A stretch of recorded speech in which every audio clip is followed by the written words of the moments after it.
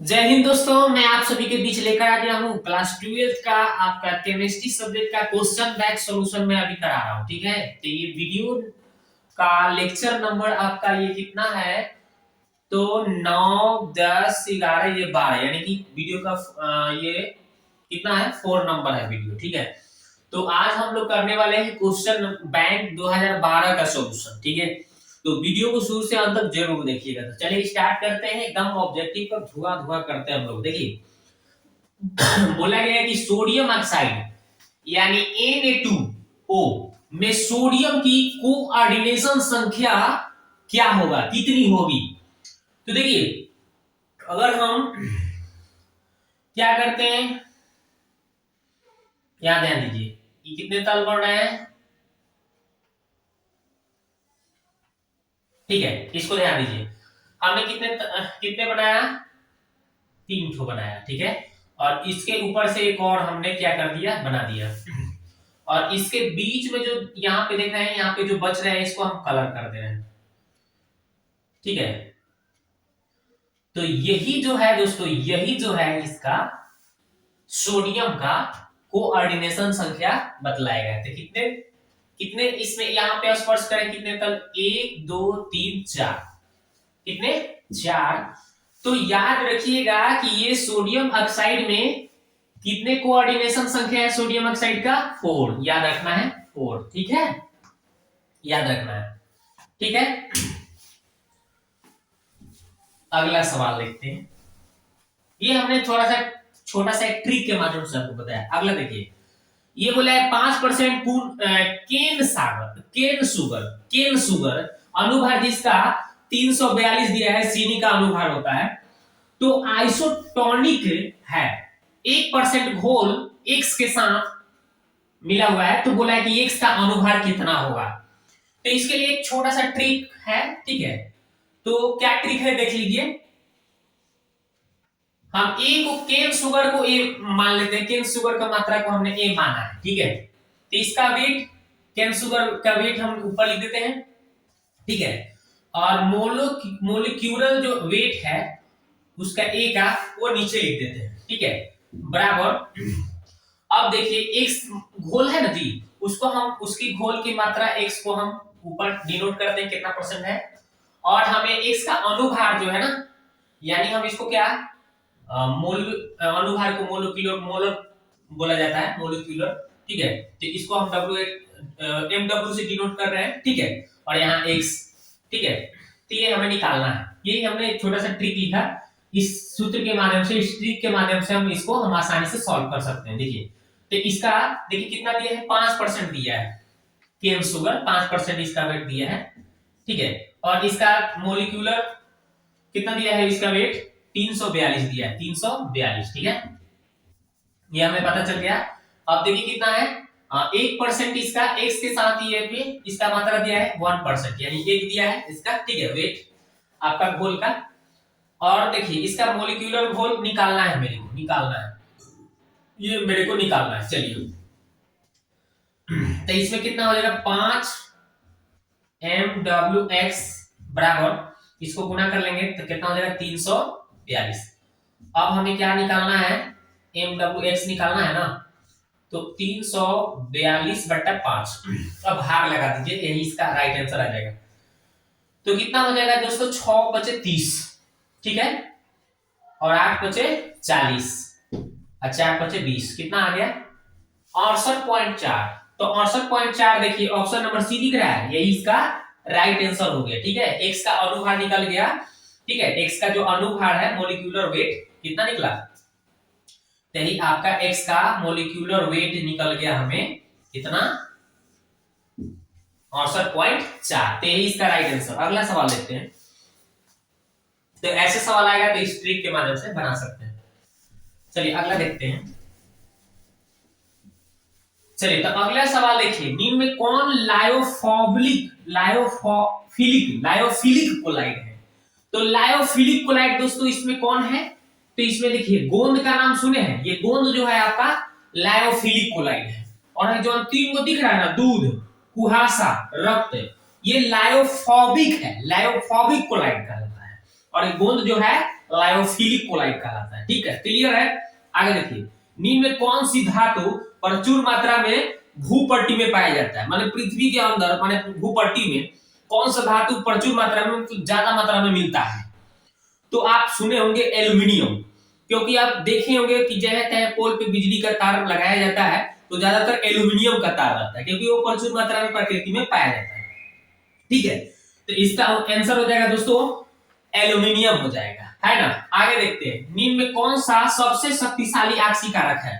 तो सबसे शक्तिशाली आक्सीकारक की बात पूछा गया है, तो एक हम ट्रिक बता देते हैं। फिर कल बाहर आई आंटी, पढ़े हैं? फिर कल बाहर आई आंटी, तो इसमें आंटी आंटी को नहीं आना है, बस खाली फिर कल बाहर आई, आंटी को गायब रखना है, उनको नहीं लाना है बाहर। ठीक है, तो हमें शक्तिशाली की बात किया जाए तो देखिए इधर से देखिए इसको इस तरह से हम ट्रिक बना लेते हैं। ठीक है, देखिए तो सबसे शक्तिशाली देखिए सबसे कौन, ये सबसे दुर्बल होता है, ये सबसे कम, और सबसे शक्तिशाली जो होता है ये यही है सबसे शक्तिशाली। सबसे शक्तिशाली की बात किया जाए, सबसे शक्तिशाली की बात किया जाए, है ना, सबसे शक्तिशाली अगर बात किया जाए तो ये फ्लोरीन होता है, और आयोडीन जो होता है कम शक्तिशाली होता है, सबसे कम, है ना। सबसे कम पूछा जाए, सबसे कम शक्तिशाली ऑक्सीकारक, ठीक है, तो आप बताइएगा आयोडीन। तो सबसे अधिक पूछा जाएगा तो ये बताना है फ्लोरीन, और सबसे कम पूछा जाएगा तो आयोडीन बताना है। तो इसमें सबसे शक्तिशाली ऑक्सीकारक कौन है? देख लीजिए, ये फ्लोरीन है, F2, याद रखिएगा, बहुत बार क्वेश्चन आया है, आई ट्रिक ले लीजिए, एकदम ढाई से ना सवाल बना लीजिएगा एकदम। ठीक है, ये ट्रिक को फॉलो करते रहिए, एकदम सवाल को उड़ाते रहिए। आगे देखिए, तो जहां जैसा जरूरत पड़ेगा उसका हम कुछ ट्रिक्स आपको बताएंगे। ठीक है, एकदम शॉर्टकट तरीका बताएंगे, टेंशन नहीं लेना है। अब देखिए, निम्न में से किसका आयनिक विभव का मान अधिकतम होगा? किसका आयनिक विभव का मान अधिकतम होगा ये हमें बताना है। तो आयनिक विभव का मान अगर बात किया जाए, ठीक है, तो थोड़ा सा मैं इसको थोड़ा सा लिखकर बता देता हूं। एल्यूमिनियम जो होता है 13 होता है, एल्यूमिनियम कितना होता है? 13, और ये फास्फोरस का 15 होता है, परमाणु संख्या पढ़े हैं। ठीक है, और ये होता है सिलिकॉन 14, और मैग्नीशियम होता है 2। तो आप देख लीजिए इसमें सबसे ज्यादा वाला कौन है जी? 15। यानी जैसे ही बाएं से दाहिने जितने ज्यादा अधिक जाइएगा उतना ही इसका आयनिक विभव का मान अधिक होता है।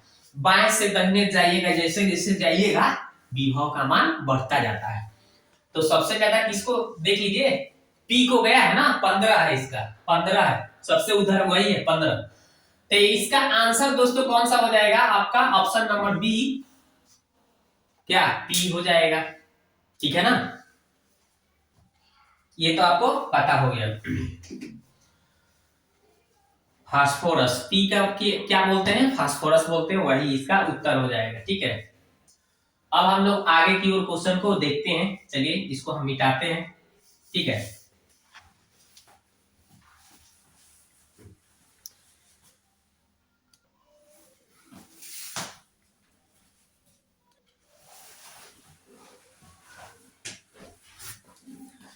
तो आप देखिए दोस्तों, क्वेश्चन नंबर हम लोग कितना देखते हैं? 7 नंबर। 7 नंबर बोला गया है कि निम्न में किसी आकृति चतुष्फलक होता है। तो चतुष्फलक की बात किया जाए तो इसमें कौन सा उत्तर सही है दोस्तों? तो ऑप्शन नंबर इसका डी जो है NiCl4 और माइनस यानी इनवर्स 2। ठीक है, तो यही इसका उत्तर हो जाएगा NiCl4, और इसका चार्ज दिया है -2। ठीक है ना, इस पर आवेश कितना दिया गया है? -2। ठीक है, तो वही इसका आंसर है। अगला है कि सामान्य सूत्र CnH2n+2 वाले यौगिक क्या है? फिर कि इसमें एल्कीन, एल्काइन, एल्केन, ये तीनों का मैं उत्तर बता देता हूं। यहां से कुछ ट्रिक सीख लीजिए, 3 ठो यहां से क्वेश्चन सीख लीजिए। तो यहां हम लिख देते हैं सबसे पहले एल्केन, उसके बाद लिख देता हूं एल्कीन, उसके बाद लिख देता हूं एल्काइन। ठीक है, एल्काइन। ओके, अब हम यहां पे लिखूंगा CnH2n, इसमें भी लिखता हूं CnH2n, देखिए इसमें भी लिखता हूं CnH2n, CnH2n, यहां भी लिखता हूं CnH2n, CnH2n। तो सब में याद रखना है CnH2n, CnH2n, CnH2n। लेकिन इसमें करना क्या है, जोड़ो छोड़ो घटाओ, जोड़ो छोड़ो घटाओ, ये ट्रिक याद रखना है, जोड़ो छोड़ो घटाओ। तो क्या जोड़ो क्या छोड़ो क्या घटाओ, तो दो जोड़ो दो छोड़ो दो घटाओ, बस याद रखना है। इसमें दो जोड़ दो, इसमें दो छोड़ दो, इसमें दो घटा दो, बस यही ट्रिक याद रखना है, जोड़ो छोड़ो घटाओ। तो क्या जोड़ो छोड़ो घटाओ, तो दो। अब ये आपका सूत्र कंप्लीट हो गया।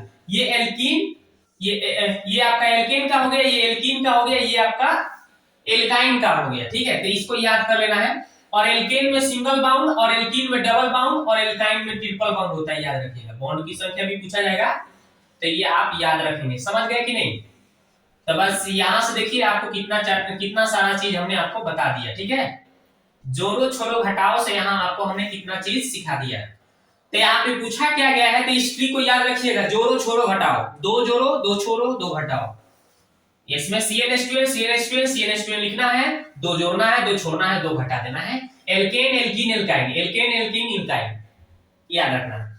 तो यहाँ पे ये देखिए CnH2n+2, ये पहला ही सूत्र तो बोला है एल्केन का होता है। तो देखिए ना, ऑप्शन नंबर सी इसका टिक करिए, ऑप्शन नंबर सी इसका आंसर हो गया। यहाँ से आपका एल्कीन का भी पता चल गया और देखिए एल्काइन का भी सूत्र पता चल गया, याद रखिएगा। और ये बॉन्ड की भी संख्या पूछा जाएगा तो ये आप बताइएगा। ठीक है, इसमें जो होता है कार्बन कार्बन एकल बॉन्ड से होता है, इसमें कार्बन कार्बन डबल बॉन्ड जुड़े रहते हैं, और इसमें जो होते हैं ट्रिपल बॉन्ड से कार्बन जुड़े रहते हैं। ठीक है, याद रखिएगा।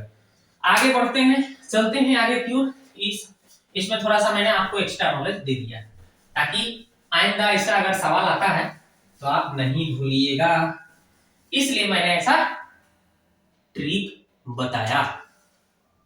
अब देखते हैं निम्न में कौन सा प्रथम पंक्ति संक्रमण तत्व नहीं है। तो हमने बताया था कि डी ब्लॉक के जो तत्व होते हैं संक्रमण श्रेणी के तत्व कौन कौन होते हैं, इसका हमने ट्रिक भी दिया था आपको। कौन सा ट्रिक था डी ब्लॉक में, आपको बताया थे हमने ट्रिक, प्रथम संक्रमण श्रेणी तत्वों का ट्रिक बताया था। फिर से थोड़ा सा मैं ट्रिक आपको याद करवा दूं। शक्ति है ना, शक्ति भीकर, शक्ति भीकर, मन फेंको नीकुजन, शक्ति भीकर मन फेंको नीकुजन। तेरी हमने आपको ट्रिक पहले भी बताया था कि शक्ति भीकर, शक्ति शक्ति एक ही में आ जाएगा, SCTI, शक्ति भीकर मन फेंको नीकुजन, ये ट्रिक है। तो बस यही ट्रिक आपको फॉलो कर देना। तो देखिए इसमें आपको क्या है, प्रथम संक्रमण श्रेणी के ये सब तत्व हैं, ये सभी प्रथम संक्रमण श्रेणी के तत्व हैं। ये सभी जो है प्रथम, है ना, पंक्ति बोलिए चाहे प्रथम संक्रमण श्रेणी बोलिए, है ना, का संक्रमण तत्व है ना, संक्रमण तत्व। याद रखिएगा इस ट्रिक को। ठीक है, इस ट्रिक को कभी भूलिएगा ना। तो बताइए इसका उत्तर कौन सा हो जाएगा। इसमें देखिए फेरस, इसमें तो है Fe है लोहा, क्रोमियम Cr है, निकेल, निकेल भी है। आपको इसमें नहीं चुनना है, नहीं वाला। देखिए मैग्नीशियम जो है इसमें नहीं दिख रहा है, ये मैग्नीज है, मैग्नीशियम नहीं है। तो बस इसमें कौन सा प्रथम पंक्ति संक्रमण तत्व नहीं है भाई, तो आपका ऑप्शन नंबर सी मैग्नीशियम। पीछे भी हमने इसका चर्चा किया था, फिर से एक बार चर्चा कर दिया। तो इसको याद रखिएगा ट्रिक, शक्ति भीकर मन फेंको नीकुजन। ठीक है, चलो आगे देखते हैं। ये देखिए लास्ट सवाल है इसमें आपका 2012 का ये लास्ट सवाल। बोला है कि इसमें निकेल का ऑक्सीकरण हमने पीछे भी बताया था आपको। देखिए निकेल को हम ऐसे ही छोड़ देते हैं 4 और गुने CO कोबाल्ट, है ना, और इस पे कोई भी चार्ज नहीं है तो 0 लिख दीजिए। तो निकेल, अब देखिए 4, इसका कितना बताया था हमने, 0 बताया था। अब देखिए बस ऑक्सीकरण, तो अब यहाँ पे ये देखिए ये क्या हो जाएगा दोस्तों 0, और इधर भी हो गया 0। तो 0 का तो कोई वैल्यू ही नहीं, यानी निकेल का क्या आ गया 0 आ रहा है। ऑक्सीकरण प्रावस्था क्या आ रहा है 0, पीछे भी आपको हमने सॉल्व करके बताया था। तो इसका आंसर होगा 0। तो ऑप्शन नंबर सी इसका आंसर हो गया। मैंने इसका सॉल्व भी करके बताया कि कैसे इसका सॉल्व करना है, ठीक है। तो वीडियो दोस्तों कैसा लगा आप जाके कमेंट में जरूर कमेंट कीजिए। मिलते हैं नेक्स्ट वीडियो में, ठीक है। आगे क्वेश्चन बैंक का जो क्वेश्चन है उसको मैं सॉल्यूशन के साथ आपके सामने प्रस्तुत करूंगा, ठीक है। वीडियो कैसा लगा आप कमेंट बॉक्स में कमेंट कीजिए। पहली बार आए तो चैनल को सब्सक्राइब कीजिए, बेल आइकन के घंटी को दबाइए ताकि इस तरह से वीडियो आपको मिलता रहे। आप अपने एग्जाम की तैयारी करते रहे, बस कम समय में ज्यादा तैयारी करिए, एकदम ऐसा कीजिए कि याद हो जाए, ठीक है।